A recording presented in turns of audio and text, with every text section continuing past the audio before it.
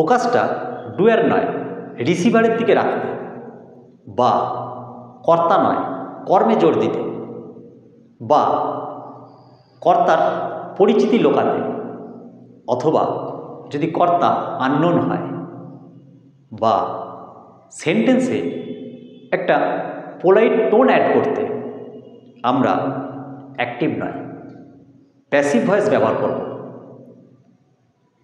তাহলে আমাদের জানতে হবে প্যাসিভ ভয়েস কিভাবে গঠন করতে হয়। দেখো, আমি লিখলাম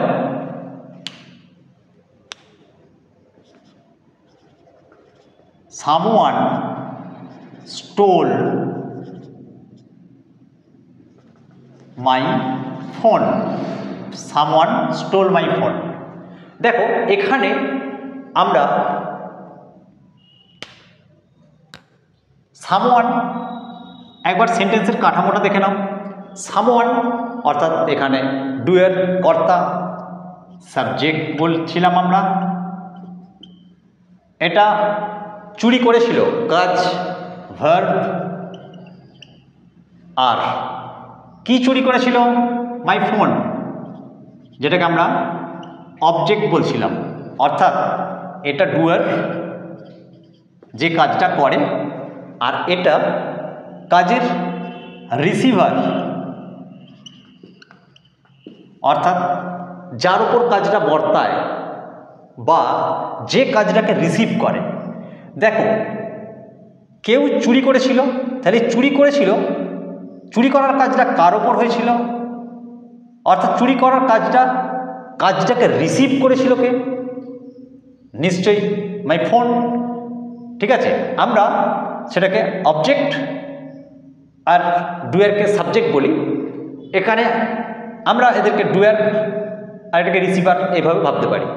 ওকে, এবারে দেখো, তাহলে সামওয়ান স্টোল মাই ফোন এই যে সাবজেক্ট ভার্ব অবজেক্ট, আমরা এতক্ষণ ধরে এইভাবেই সেন্টেন্সগুলো লিখছিলাম। ঠিক আছে, এই যে সেন্টেন্সের কাঠামো এটাকে বলে অ্যাক্টিভ, এবং ভয়েস অনুযায়ী এটা অ্যাক্টিভ ভয়েস। ওকে, এবারে এই সেন্টেন্সটাকে আমি বলছি সামওয়ান স্টোল মাই ফোন, কেউ একজন আমার ফোনটা চুরি করেছিল। আচ্ছা, আমার কাছে তো আননোন কর্তা, আমি তো জানিই না। আমার তো বলার উদ্দেশ্য আমার ফোনটা চুরি হয়ে গিয়েছিল, এটা বলাই উদ্দেশ্য ছিল। মানে আমার এখানে যদি আমি সেন্টেন্সে মাই ফোনটাকে হাইলাইটস করি, অর্থাৎ রিসিভারটাকে হাইলাইটস করি, আমি তো তাই চাইছি যে ফোনটা চুরি হয়ে গিয়েছিল বা আমার ফোনটা চুরি হয়ে গেছে। কে করেছে সেটাকে আমরা হাইলাইটস করতে যদি না চাই, শুধু না চাই নয়, যেহেতু আমাদের ক্লাসটা এখানে কনভারসেশনের কথা, যেহেতু আমরা ডে টু ডে কনভারসেশনের ক্লাস করছি, সেখানে আমাদের ভাবতে হবে যে কোনটা সুন্দর লাগে। আমরা তো অ্যাক্টিভ ভয়েস থেকে প্যাসিভ ভয়েস করছি না, যে যা দিল আমরা আমাদের অ্যাক্টিভ দিয়েছে ভাই প্যাসিভ করে দাও, এরকম ব্যাপার নয়। আমাদের এটা তো বুঝতে হবে। বোঝা গেল? তাহলে এই সেন্টেন্সটাকে আমরা অ্যাক্টিভে করলাম। এবার দেখি প্যাসিভে। প্যাসিভে সেন্টেন্সটা কি হবে না, দেখো,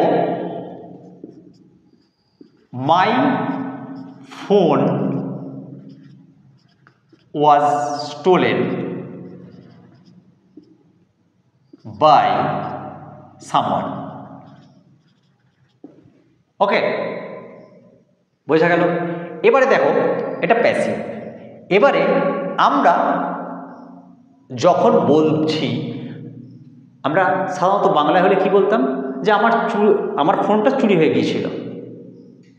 আমরা নিশ্চয়ই বলতাম না কারো দ্বারা ফোনটা চুরি হয়ে গিয়েছিল, তাহলে শুনতে নিশ্চয়ই ভালো লাগতো না। তাহলে ইংরেজির ক্ষেত্রেও তাই। তাহলে আমরা এই বাই সামওয়ানটা বাদ দিয়ে যদি বলি এতটা, তাহলেই তো হয়, বেশি সুন্দর লাগছে না? কারণ আমার কাছে তো কর্তা আননোন। তাহলে আমি যদি বলি মাই ফোন ওয়াজ স্টোলেন, আমার ফোনটা চুরি হয়ে গেছিল, সুন্দর হলো।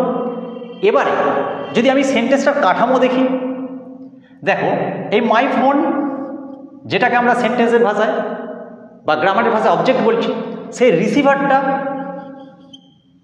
অর্থাৎ যার ওপর কাজটা হয়েছে সেইটাকে আমরা হাইলাইটস করতে চাইছি। যে করেছে তাকে নয়। যদি এরকম পরিস্থিতি হয় এবং তাতে সেন্টেন্স সুন্দর হয়, তখন আমরা এই কাঠামো ব্যবহার করব। অর্থাৎ প্রথমে অবজেক্ট বা রিসিভারকে বসাবো, তারপর ভার্বটাকে বসাবো।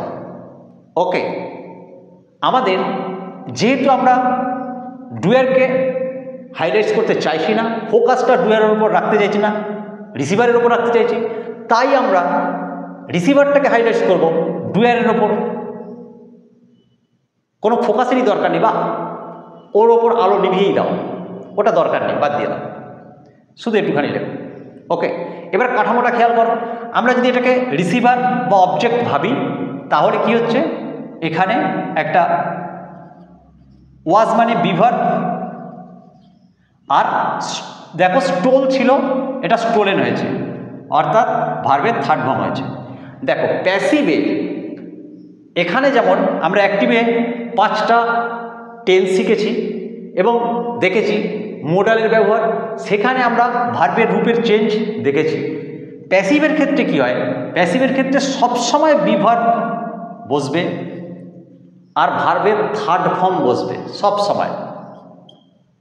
যে কোনো সেন্টেন্সকে তুমি যখনই প্যাসিভে করবে তখন ভার্বের থার্ড ফর্ম বসবে আর বিভার্ব বসবে। ওকে, এবং দেখো এখানে যা অর্থ ছিল এখানেও অর্থ একই আছে, বরং এটার থেকে এটা শুনতে বেশি ভালো লাগছে এবং লিখলেও পড়তেও বেশি ভালো লাগছে, কারণ আমরা অর্থটা বুঝতে পারছি। ওকে, বোঝা গেল? তাহলে এই ক্ষেত্রে আমরা একদম এই প্যাসিভ ভয়েস ব্যবহার করব। এই যে কাঠামোটা, এটাকেই বলে প্যাসিভ ভয়েস।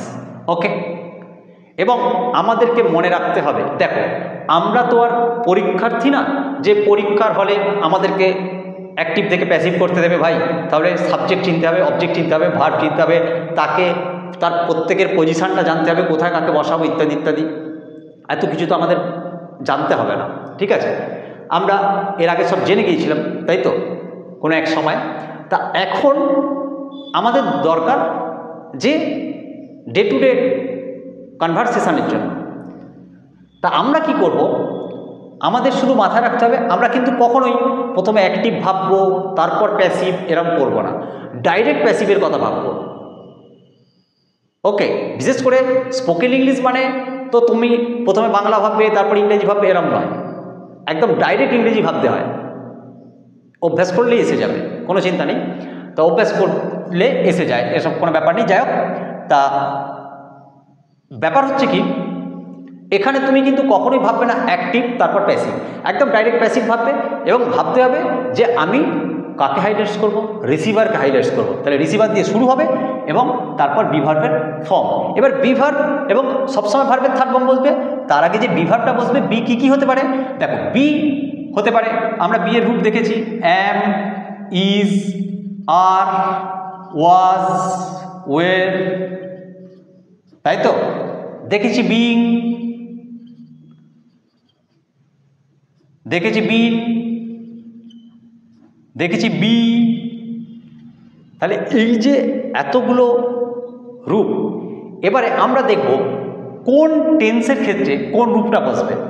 আমরা যে 5 রকমের টেন্স শিখেছি, সেই 5 রকমের টেন্স বিশিষ্ট বাক্য এবং মোডাল থাকা বাক্যের প্যাসিভ ভয়েসে বিভার্বের রূপের কি পরিবর্তন হয়, তা এখন আমরা উদাহরণ বাক্য সহযোগে দেখব। এবং এই উদাহরণ বাক্যগুলো আমাদের বলে দেবে যে কোন কোন ক্ষেত্রে আমরা ডেইলি কনভারসেশন বা জেনারেল কনভারসেশনে আমরা প্যাসিভ ব্যবহার করতে পারব। দেখো প্রথমে আমি লিখেছি সিম্পল, আমরা সেখানে প্রেজেন্ট, পাস্ট, ফিউচার, সিম্পল শিখেছিলাম। তাহলে প্রেজেন্ট সিম্পলে প্যাসিভ ভয়েসে বিভার্বের রূপ কি হয় না, অ্যাম, ইজ, আর। এটা সাবজেক্ট অনুযায়ী। এবারে দেখো সাবজেক্ট, আমরা সাবজেক্ট অবজেক্ট এভাবে না ভেবে আমরা প্রথমে যাকে বসাচ্ছি অর্থাৎ রিসিভার মানে অবজেক্ট, কারণ আমরা অবজেক্টকেই তো হাইলাইট করবো এখানে। তাহলে যে অবজেক্ট বা যদি আমরা ধরে নিই যে প্রথমে বসবে, তার উপর ডিপেন্ড করে আমরা অ্যাম কি, ইজ কি, আর বসাবো এবং তারপর ভার্বের থার্ড ফর্ম। যেমন ব্রেকফাস্ট ইজ প্রিপেয়ার্ড। দেখো এখানে ব্রেকফাস্টটাকে হাইলাইট করা হয়েছে, ব্রেকফাস্ট রেডি। ওকে, দেখো আমরা এখানে কিন্তু বাই হার এসব বলা আমাদের দরকার নেই, কারণ আমরা তো আর পরীক্ষার্থী নয় যে আমরা অ্যাক্টিভ থেকে প্যাসিভ করে দেখাবো এরকম ব্যাপার না। আমাদের সেন্টেন্সটা সুন্দর করা এটাই কাজ, তাহলে এবং কারেক্ট করা। ওকে, এবং এই ক্ষেত্রে আমরা ব্রেকফাস্ট ইজ প্রিপেয়ার্ড এটা বলতে পারি। এবং এখানে দেখো এই ইজ বসেছে, যেহেতু ব্রেকফাস্ট আছে তাই ব্রেকফাস্টের উপর ডিপেন্ড করে ইজ বসেছে, নিশ্চয়ই অ্যাম বসবে না, নিশ্চয়ই আরও বসবে না। ওকে, বোঝা গেল। এবারে সিম্পল পাস্ট, যেখানে আমরা দেখব বি ভার্বের রূপ ওয়াজ বা ওয়্যার হবে। ওকে, আর প্যাসিভ মানেই তো ভার্বের থার্ড ফর্ম, তাই সব ক্ষেত্রে V3 বসেছে। ওকে, তাহলে শুধু প্যাসিভ মানে বি ভার্বের রূপের পরিবর্তন। তো দেখো পাস্টে ওয়াজ বা were, the park was closed for maintenance. ঠিক আছে, তাহলে এখানে দেখো পার্ক তাই ওয়াজ ক্লোজড। ঠিক আছে, হয়েছে। এই ক্ষেত্রে আমরা দেখো যদি এখানে আমরা পার্ক ক্লোজড আছে মেনটেনেন্সের জন্য, এই জিনিসটাকে দেখাতে চাইছি। আমরা অথরিটিকে হাইলাইট করার আমাদের প্রয়োজন নেই এখানে কিন্তু, তাই এই সব ক্ষেত্রে কিন্তু প্যাসিভই ভালো এবং প্যাসিভেই জিনিসটা সুন্দর হয়। ওকে, ফিউচার সিম্পল, যেখানে শ্যাল বা উইলের পর জাস্ট আমরা তো জানি শ্যাল উইলের ব্যবহার শিখেছি, সেখানে দেখেছি কি ভার্বের একদম বেস ফর্ম বসে, অর্থাৎ বি, এটা আমরা আগে জানি। সেই শ্যাল বা উইল বি ভার্বের থার্ড ফর্ম। যেমন the package will be delivered tomorrow. Okay, এবারে আসি প্রেজেন্ট কন্টিনিউয়াস, যেখানে অ্যাম ইজ আর, তারপর বিইং বসাবো, সবসময় বিইং ভার্বের থার্ড ফর্ম। যেমন the report is being reviewed. Okay, তাহলে আমরা কি দেখছি, দেখো আমাদের বি ভার্বের রূপটা শুধু খেয়াল করো।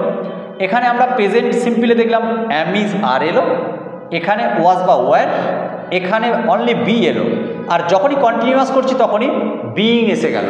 ওকে, এরপর আসবো প্রেজেন্ট পারফেক্টে, যেখানে আমরা দেখলাম হ্যাভ বা হ্যাজ, তারপর বিন, তারপর ভার্বের থার্ড ফর্ম। যেমন the room has bin clean. দেখো কার দ্বারা হয়েছে এটা কিন্তু আমরা বলতে চাই না, আমরা বলছি ঘরটা পরিষ্কার হয়ে গেছে এরকম, তাই তো? তাহলে সেক্ষেত্রে কে করেছে এটাকে আমরা বলতে চাইছি না, আমরা বলতে চাইছি ঘরটা পরিষ্কার হয়ে গেছে। তাহলে সেক্ষেত্রে আমরা প্যাসিভ ব্যবহার করবো, the room has been cleaned. Okay, যেখানে বি ভার্বের রূপ কী হয়েছে, বিন। ওকে, এবারে যদি সেন্টেন্সে মোডাল থাকে সেক্ষেত্রে আমরা জানি মোডালের পর ভার্বের বেস ফর্ম, তাহলে মোডালের পর বি ভার্বের বেস ফর্মই আছে। ঠিক আছে, কারণ আমরা তো জানি শ্যাল উইলও একটা মোডাল, শ্যাল বা উইল এরাও মোডাল। তা যাক বি, এবং যেহেতু প্যাসিভ তাই ভার্বের থার্ড ফর্ম। ওকে, সেই অনুযায়ী কী হলো দেখো, garbage should be thrown in the dustbin. দেখো এটা সেই নোটিশ বা ইনস্ট্রাকশনের মতো। এইসব ক্ষেত্রে আমরা কি সুন্দর দেখবে নোটিশে একদম প্যাসিভেই লেখা থাকে, প্যাসিভেই বলা থাকে, তাহলে সেই সব ক্ষেত্রে আমরা প্যাসিভ ব্যবহার করতে পারবো, তাই তো? Garbage should be thrown in the dustbin.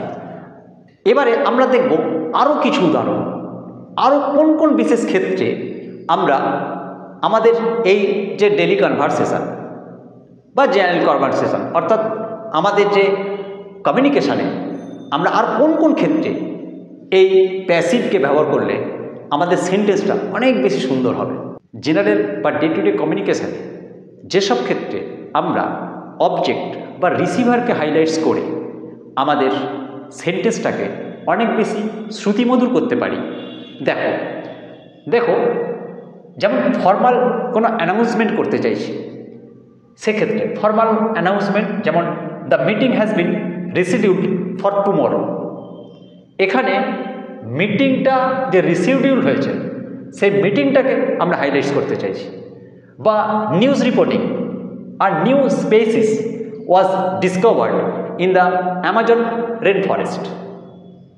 Okay, academic রাইটিংয়ের ক্ষেত্রে the research paper was published in a renowned journal. দেখো এক্ষেত্রে সব ক্ষেত্রেই আমরা কি দেখছি না, আমরা রিসিভার বা অবজেক্টকে হাইলাইট করছি। Complaints, the package was damaged during shipping, এটা আমরা একটা অভিযোগের ক্ষেত্রে, যেখানে আমরা অভিযোগ করছি এটা নয়, ব্যাপারটা হচ্ছে কি আমি বিষয়টাকে হাইলাইট করছি। বোঝা গেল? দেখো এক্ষেত্রে এগুলো কি হয়, এগুলো অনেক বেশি শ্রুতিমধুর হয়, সাউন্ডটা অনেক পোলাইটলি হয়, তাই তো। ইনস্ট্রাকশান, যেখানে কোনো নির্দেশ দেওয়ার ক্ষেত্রে, the form must be filled out accurately. আবার ইম্পার্সোনাল, যেমন the new smartphone has been launched or released. Okay. Emails, এই ইমেলস আমরা যখন অফিসিয়ালি লিখছি সেক্ষেত্রেও আমরা the report must be completed by Friday. Okay, একদম একাডেমিক রাইটিংয়ের মতোই একই। ওকে, তারপর কাস্টমার সার্ভিস, সেক্ষেত্রে দেখো সেখানেও জিনিসটা অনেক বেশি পোলাইট সাউন্ড হতে হয়, তাই তো, একটা সুন্দর টোন ব্যবহার করতে হয়। আমি ইয়োর কল ওয়াজ মিসড, আমরা যদি বলতাম যে উই মিসড ইয়োর কল, এই কেমন লাগতো, তাই তো, একটা রুক্ষ ব্যাপার। কিন্তু আমরা যদি এভাবে ভাবি, এভাবে বলি বা লিখি, ইয়োর কল ওয়াজ মিসড, অনেক বেশি সুন্দর লাগে। To avoid I or we, অনেক ক্ষেত্রে আমরা আই উই এটাকে অ্যাভয়েড করতে চাই, সেক্ষেত্রে আমরা এরকমভাবে শুরু করতে পারি, ইট ওয়াজ ডিসাইডেড দ্যাট, ইত্যাদি। মানে দেখো ইট ওয়াজ ডিসাইডেড, আমি উই ডিসাইডেড বা আই ডিসাইডেড এরকম না করে, এটা শুনতে অনেক বেশি কেমন লাগে, যেখানে ডুয়ারকে হাইলাইটস না করে আমরা ইট ওয়াজ ডিসাইডেড দ্যাট বলে শুরু করতে পারি। তবে অবশ্যই মনে রাখতে হবে যত্রতত্র প্যাসিভ ভয়েস ব্যবহার করা যাবে না। আগে আমাদের নিজেদের উপলব্ধি করতে হবে কোথায় অ্যাক্টিভ ভয়েস এবং কোথায় প্যাসিভ ভয়েস ব্যবহার করলে সেন্টেন্সটা শ্রুতিমধুর হচ্ছে, তারপর সেই অনুযায়ী প্র্যাকটিস করে যেতে হবে।